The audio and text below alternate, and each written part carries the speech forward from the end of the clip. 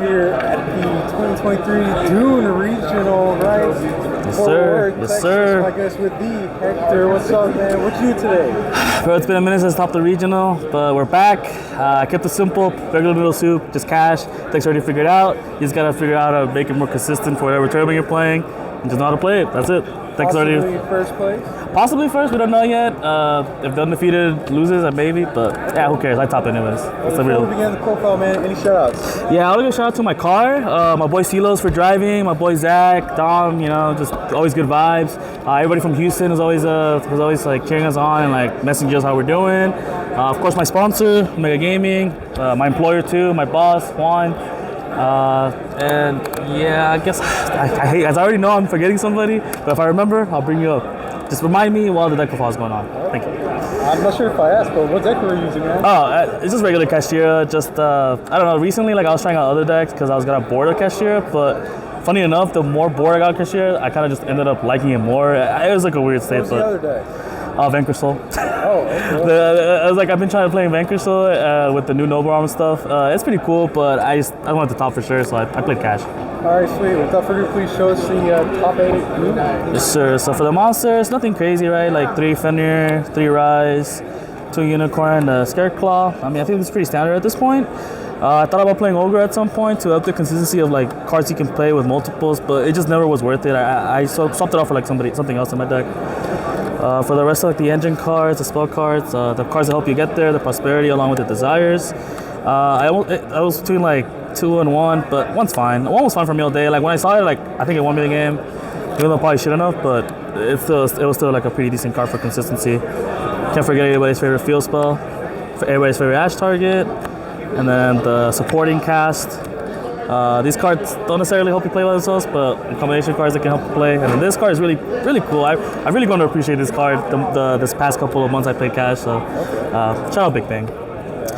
For the non-engine, again, nothing crazy. Shifter, this deck just plays it because it's too free not to play it. 3 Ash, like most generic hand trap. 3 lands because they always have book. 3 book because you have to have book. More books. And it was between Imperm and Talents, but I went with Talents because this just helps you in like really weird situations where like maybe like the consistency part didn't go well, or like the Ash Planet and like you need like to get somewhere, or like going second, like it turns out nothing play into like maybe a Zeus, which I really liked. It was way better than Imperm. Like What's the main deck count? 40. I would never play more than 40 in this deck. It's like you can't afford to. Did Shifter ever conflict in the main deck? Never, actually. You know, it got better recently than it was, I think, during Nats, because everybody was on cash during Nats, but now everybody's trying to play fun decks, which makes Shifter insane in the deck. But yeah, for the extra deck, the 2 Shangri-La, the one Arise, I think it's pretty standard at this point. Play 2 Big Eye. I was kind of afraid of the mirror. Like that's like the only card I actually do want in the mirror, like more than a Rise Heart, because you get to take their stuff and like just deplete their resources, and that's how you end up winning the mirror half the time. Like not through like big pushes, just through like small gradual pushes. This card is really good. I thought about playing 3 at some point today, just how good it was. Like 2 came up, like when 2 came up, it was game defining. The third one never came up, but you know the possibility is pretty cool. Okay. And the rest of the XYZs, this for the 4 Matsus, Draco Sack for skill drain, and Zeus because the Almighty is here. The rest of the extra deck is just stuff you can make, like Baron this.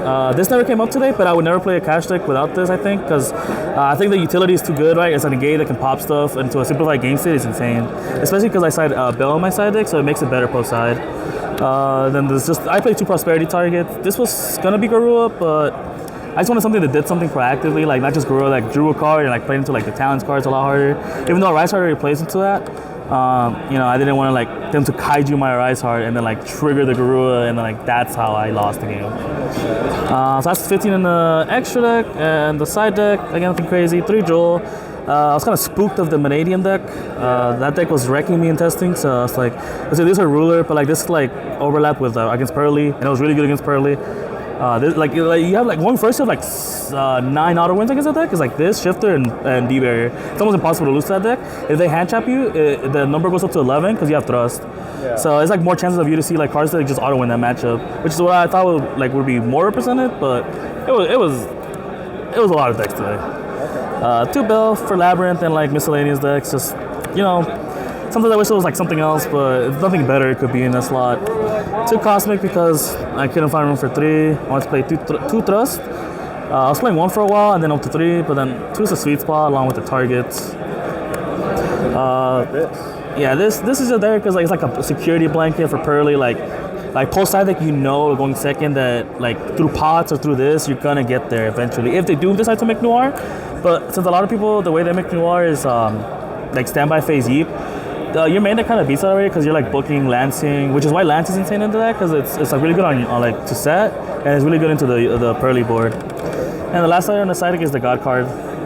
This card is format, like you set it and like your deck loses to it, you just lose to it. Like something to say. Like I was making mediocre boards setting this and just winning just because of how good this card is. And so you did only lose once. What deck beat you? I lost to Unchained, but I think that deck I could have lost to like any other deck. Like considering how good he opened, because he opened like 3 board breakers plus engine, and I think any deck could have. It could have been any deck and it would have been me in that slot. So, but shout out to him. I think he's playing the finals. So, but yeah, that was pretty sweet regional. Again, Hector, congrats on another top, man. Shout out Bortle for the deck profile. Yes, yes sir. Bortle